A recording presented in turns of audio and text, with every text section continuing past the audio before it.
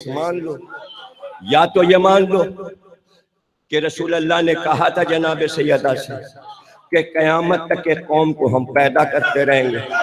इस तरह अक्सरियत बढ़ रही है। कोई तस्वुर कर सकता है 4.5 करोड़ शिया हैं ज़माने, आप तो कहते 2% शिया हैं, 100 में 2 शिया होते हैं, ये 4.5 करोड़ कहाँ से आ गए? अरे भाई तो स्टेटिक्स दे दिया ना कंप्यूटर पे गैर मुल्कियों ने।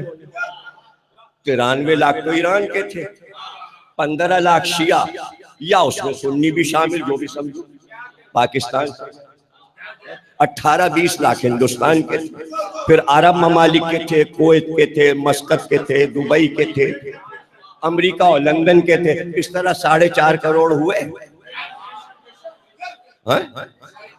हुए ना। या तो ये मानो कि अल्लाह मुसलसल पैदा किए चला जा रहा है शियों को, और या ये मानो कि आस्ता आस्ता सारे सुन्नी शिया होते गए।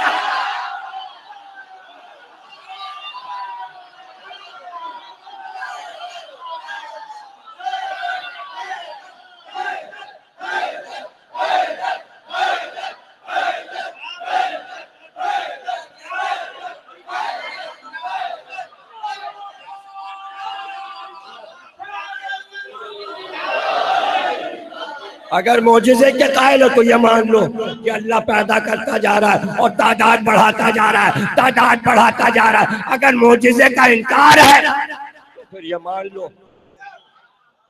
तो अब समझ में आता है कि शायद सबको पता चल गया है कि उम्मत हक को पहचानने लगी है,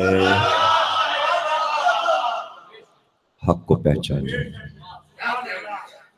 तो यही तो सारा मसला है। गदीर में सिर्फ ऐलान करवाना था और उम्मत पे छोड़ दिया, इंसानियत पे छोड़ दिया। जब अक्ल आ जाए, ये अब समझ में आ जाए तो मान लेना। बस ऐसे ही मसला इमाम हसन अलैहिस्सलाम का भी शरायत लिखवा के एक शर्त आखिर में लिख दी। 10 शर्तें लिखी, आखिरी शर्त लिखी, लेकिन मुआहदा जो हो रहा है उसकी कीमत में पूरी ममलिकत इस्लामी की दौलत इस्लामिया दी गई, इसलिए कागज बहुत कीमती है। इस कागज के बदले में पूरी हुकूमत, तो कागज कितना कीमती है, हसन के हाथ का लिखा हुआ कागज। तो एक एक शर्त कीमती है। 10वीं शर्त, जब तू मरेगा, आखिरी शर्त, जब तू मरेगा मरने से पहले तुझे हाकिम मुकर्रर करने का हक नहीं दिया जाता। तू ये ऐलान नहीं कर सकेगा कि तू अपने बाद हाकिम बना, बल्कि सुन ले कि अगर मैं जिंदा रहा तेरी मौत के वक्त तो फिर मैं ऑलरेडी इस्लामी खलीफा हो जाऊंगा। भाई सियासी मुल्क है, सियासी बात इमाम हसन कर रहे हैं, ऐसे तो दूसरे इमाम हैं और कयामत तक रहेंगे। क्योंकि सियासत सामने है ना, तो सियासतदान से बात कैसे होगी? तू मरेगा तो मैं ऑलरेडी खलीफा हो जाऊंगा, और अगर मैं ना रहा और तेरी जिंदगी में इंतकाल कर गया तो तेरे बाद ऑलरेडी जैसे ही तू मरेगा हुसैन ममलिकत इस्लामी के खलीफा हो जाएंगे। अब ये कागज ये ले और ये हुकूमत ले। न शियों को ये बात मालूम, न सुन्नियों को। अब लोग परेशान होते हैं सन 61 हिजरी में हुसैन क्यों निकले। हुसैन निकले ये बताने, वो कागज याद है? अरे तुमने मुआहदे पर दस्तखत किए थे, गवाह बने थे, ये यजीद खलीफा कैसे बना? इसी के बदले में तो हुकूमत दी थी, ये माविया यजीद को बना के गया कैसे? तो तुम सब नामर्द हो, बोल नहीं रहे। मुआहदा तो तुम्हारे सामने हुआ है, सब पुकार के कहो ये गलत हुआ है। अब लोग कहते हैं हुसैन सल्तनत के लिए गए। अरे अहमको, सल्तनत थी हुसैन की।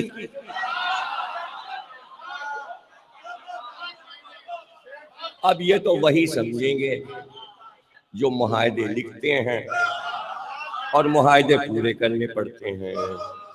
है? मुशर्रफ साहब ने मुआहदा लिखा, 10 साल तक नवाज शरीफ साहब सऊदी अरब में रहेंगे। 10 या 14 है? 10 साल रहेंगे। और अगर वो तोड़ दे मुआहदा, ऐसे देख रहे हैं आप जैसे आप इस मुल्क में नहीं रहते, आप आसमान के लोग आए हुए। सिर्फ मैं कराची में रहता हूँ और यहाँ की सारी खबरें बस मैं जानता हूँ। आप लोगों ने न कभी कुछ सुना है, देखा है, न किसी का नाम जान। और अगर मुआहदा क्या होगा बताइए? वो जहाज में बैठ के आ गए और कराची एयरपोर्ट पे उतर गए। जहाज उतर गया, उसके अंदर नवाज शरीफ साहब भी थे, शहबाज शरीफ साहब भी थे। फिर क्या हुआ? जहाज खुला, दरवाजे ही नहीं, जहाज फिर वापस चला गया। इसलिए कि मुआहदा तोड़ने आए थे। मुआहदा था फौज से, वापस चले गए। अब जब उसके बाद आए तो कैसे आए? आ ही नहीं सकते।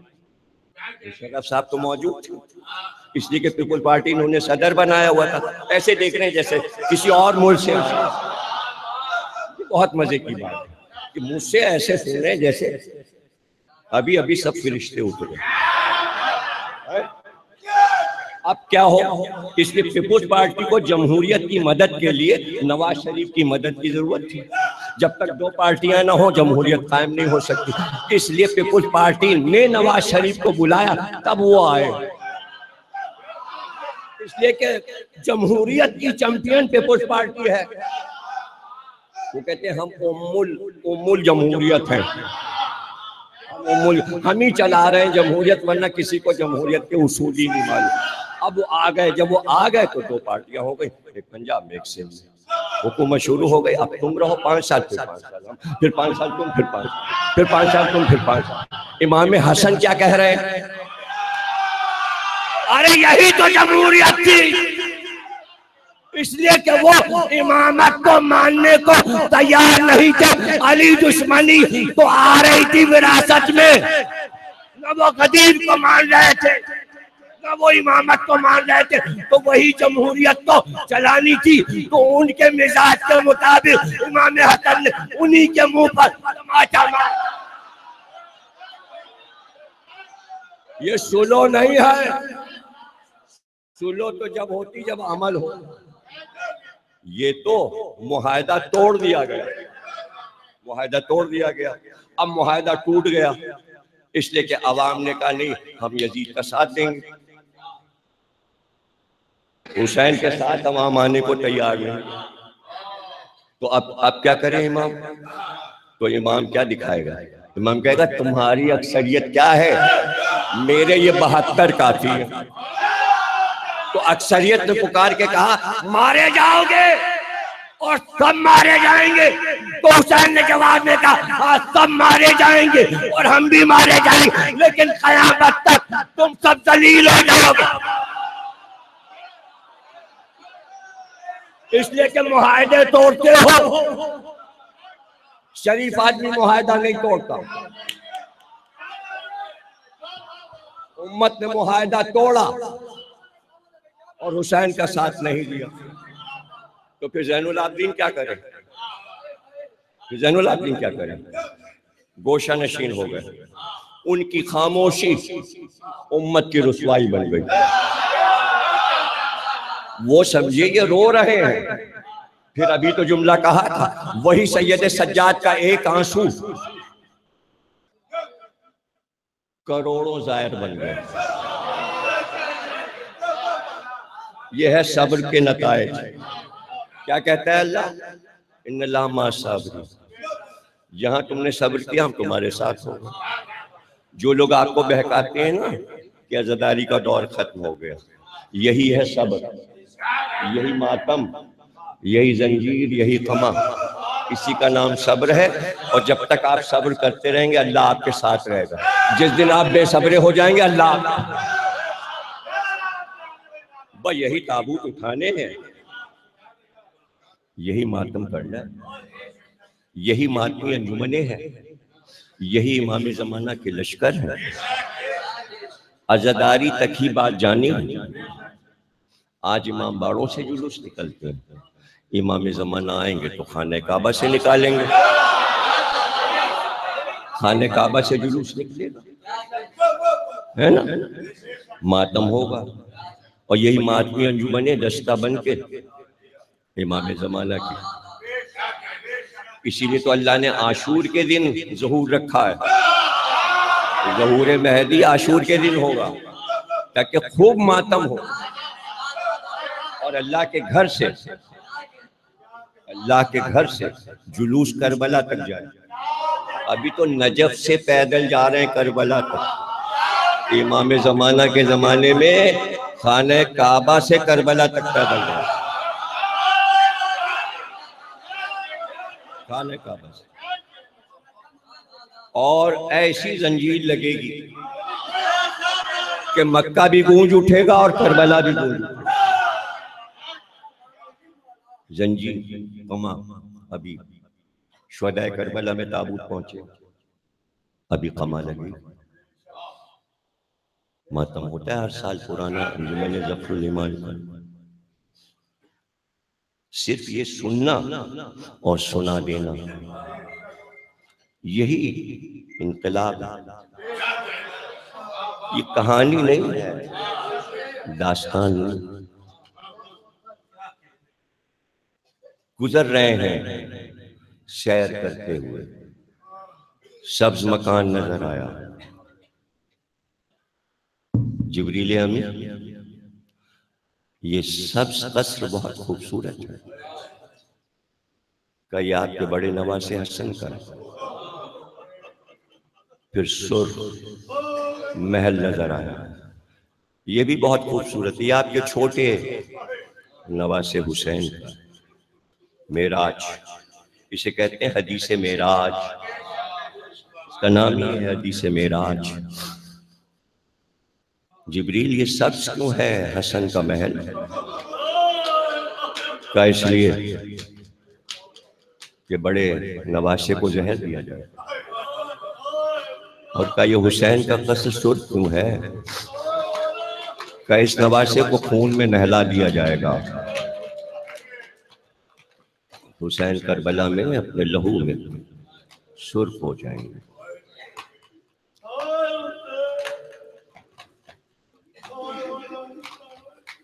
जैसा कि नबी को बताया गया था, कहते हैं ऐसा ही हुआ कि शहादत के वक्त इमाम हसन का जिस्म जहर से सब्ज हो गया।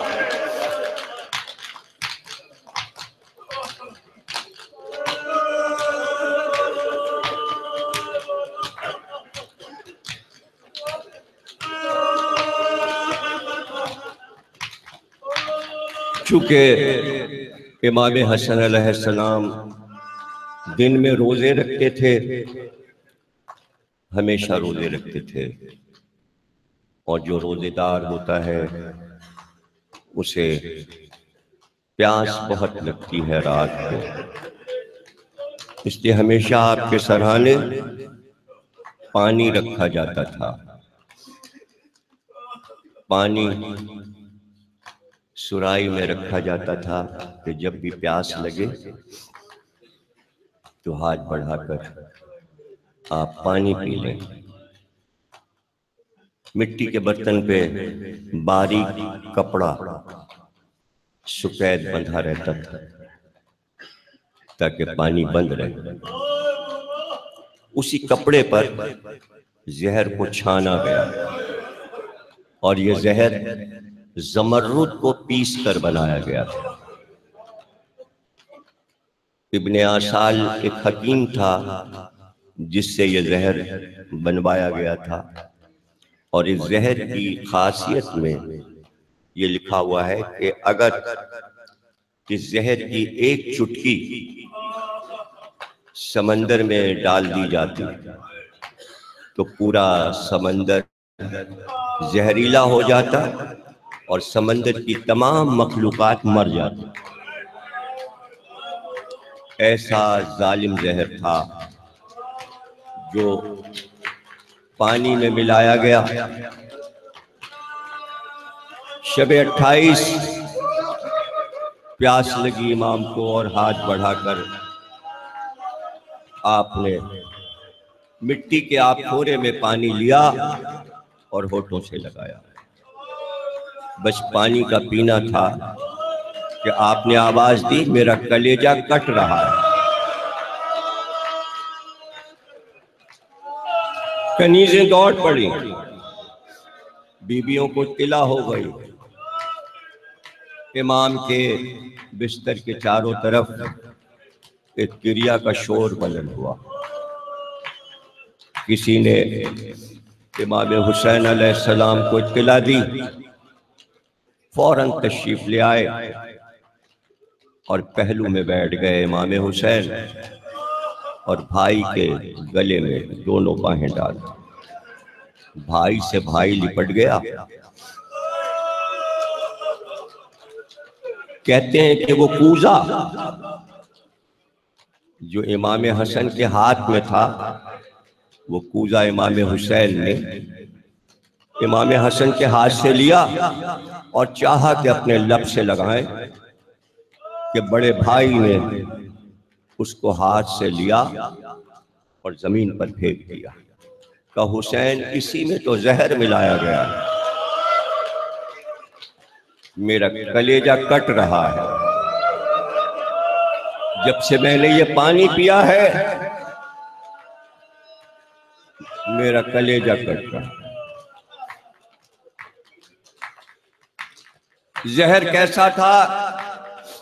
तारीख में लिखा है कि जब हजरत ज़ैनब को पता चला कि मेरे भाई को जहर दिया गया है, और जब आप तशरीफ लाई तो आपने पूछा तो किसी कनीज ने बताया ये सुराही जो सरहाने रखी है इसके पानी में जहर मिलाया गया है। तो हजरत ज़ैनब ने उस बर्तन को उठाया, मिट्टी के बर्तन को उठाकर सहने खाला में जोर से फेंका, पटका। जैसे ही वो बर्तन टूटा और पानी जमीन पे बहा तो उस पानी से एक धुआं उठा, पानी से एक धुआं उठा, यानी उस जहर में आग थी, जिस आग ने हसन के कलेजे को जला दिया।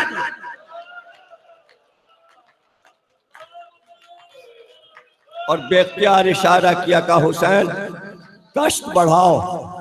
कष्ट बढ़ाया गया और एक बार हसन ने लहू उगलना शुरू किया और मुंह से लहू उगला, लेकिन वो लहू नहीं था, कलेजे के टुकड़े थे, जिगर के टुकड़े थे जो सब्ज माइल सुर्खी में मिले हुए तश में गिर रहे थे। हुसैन रोते जाते थे, चीखें बुलंद थी।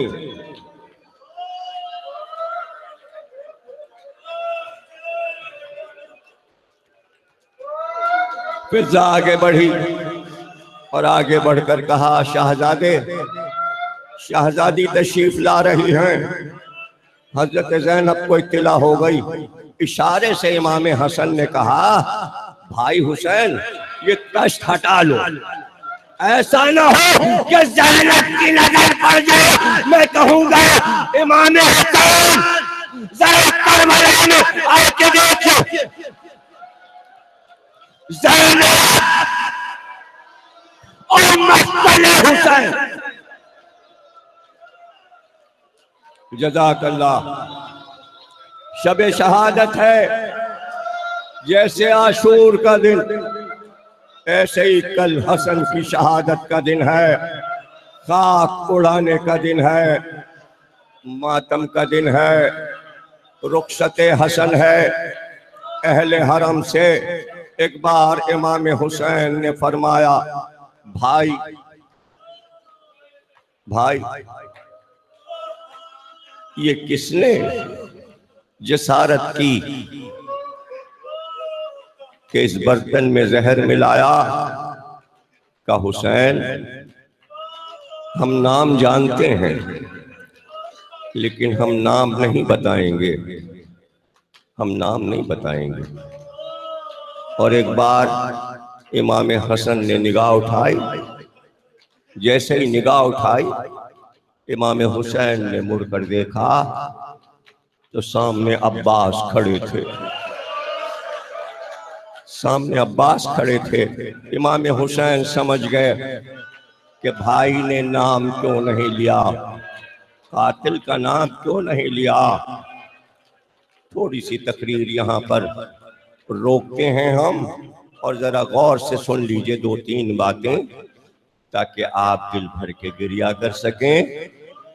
जब सुलोनामा लिखा जा रहा था और इमाम हसन कागज लिख कर दे चुके, तो एक खारजी शख्स जिसके हाथ में एक लोहे की छड़ी थी वो लेकर बढ़ा।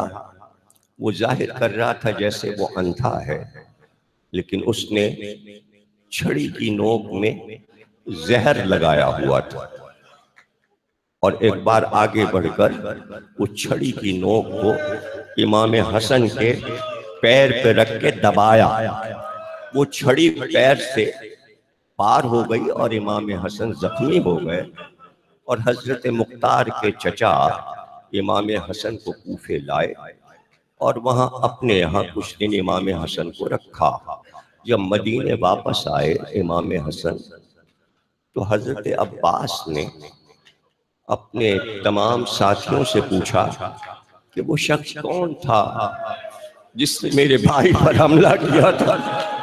लोगों ने नाम बता दिया। कहते हैं बस नाम सुनते ही हजरत अब्बास घोड़े पर बैठे। याद रखिएगा, अब अब्बास जो हैं इस वक्त 18 और 19 बरस के दरमियान हैं, यानी नौजवान है। हजरत अब्बास घोड़े पे बैठे, घोड़े को रमा किया और सीधे कूफे गए और उस शख्स के पास पहुंचे, उसका सर काटा और सर काट कर घोड़े पे वापस आए और इमाम हसन के कदमों में लाकर कातिल का सर डाल दिया।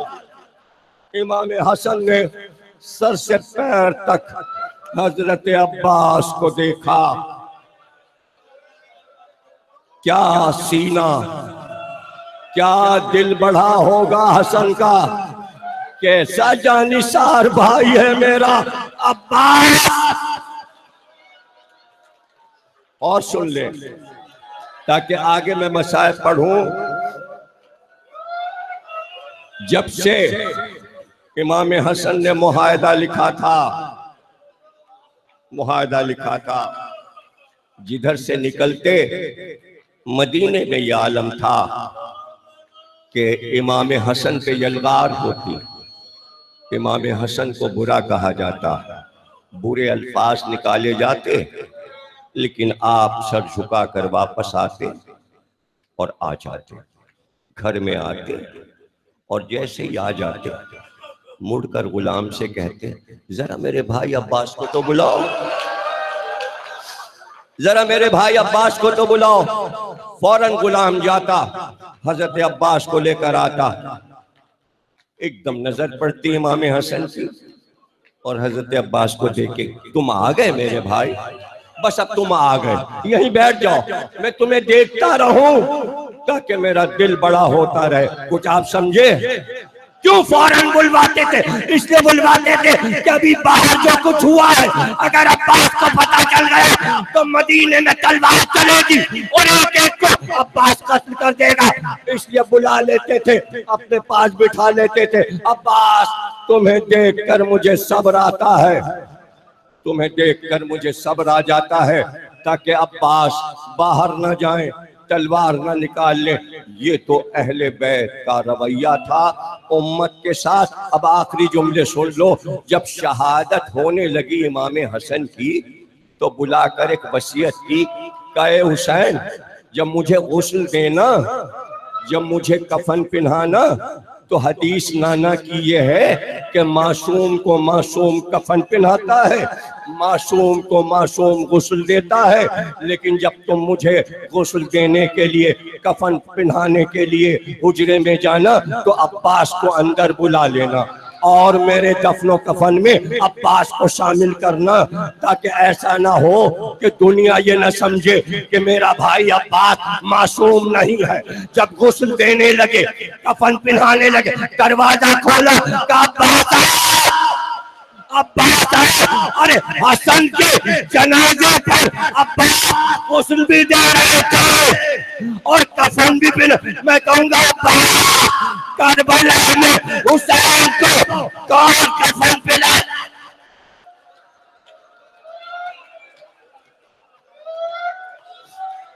जज़ाकल्लाह, जज़ाकल्लाह। बस चंद लम्हों की ज़हमत है और ताबूत बरामद होगा। कल की मजलिस में 28 की मजलिस में मैं रसूल खुदा की शहादत पढ़ता हूँ। 27 को इमाम हसन, 28 को रसूल अल्लाह का जनाजा, दफनो कफन और आपकी शहादत पूरी पढ़ता हूँ। आज इमाम हसन की शहादत सुन लो, चूंकि ये शब रसूल खुदा की शहादत की भी शब, नाना और नवासे एक साथ एक ही तारीख में दुनिया से रुखसत हुए। जनाजा उठा, वसीयत थी नाना के पहलू में ले जाके दफन कर देना, और अगर कोई माने हो रोके, हुसैन देखो नाना के रोजे पे तलवार न चले, जनाजा वापस ले आना। जनाजा चला, जनाजा चला, रोज़े रसूल के करीब पहुंच रहा था कि सामने एक लश्कर आया। सबके हाथों में तीर और कमान थे, और एक बार कमाने कड़की और तीर चले। जब तीर चलना शुरू हुए, जब तीर चलना शुरू हुए तो बनी हाशिम ने जनाजे को बचाना चाहा। अब्बास जलाल में आए, मुस्लिम जलाल में आए, अब्दुल्ला इब्ने जाफर तैयार जलाल में आए।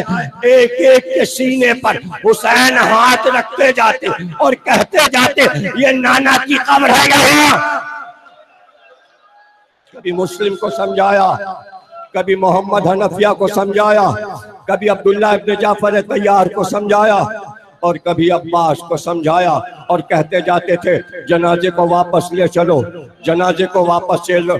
कायनात में वाहिद जनाजा जो घर से निकला और निकल कर फिर वापस आया, जो जनाजा घर से निकला फिर वो निकल गया, ये वाहिद जनाजा है जो घर से निकला मगर वापस आया। कहते हैं कि जनाजा वापस आया, और जब घर पर आया तो जनाजे को हुसैन सीधे घर में ले गए ताकि मजमे को बाहर रोके। मजमा जलाल में था। बनी हाशिम जनाजा घर के सहन में लाया। जैसे ही जनाजा सहन में आया, हसन की 18 बहनें रुकैया, उम्मे कुलसूम सबने जनाजे को घेरा, और एक बात चाहते रहते, अब जो चाहते रहते तो हसन के जनाजे में तीर लगा। एक तीर एक तीर उम्मे कुलसूम, मैं कहूँगा बीबी ये तो 7 तीर है। करबला में हुसैन का जनाजा तीरों पे पड़ा, चारों तरफ माता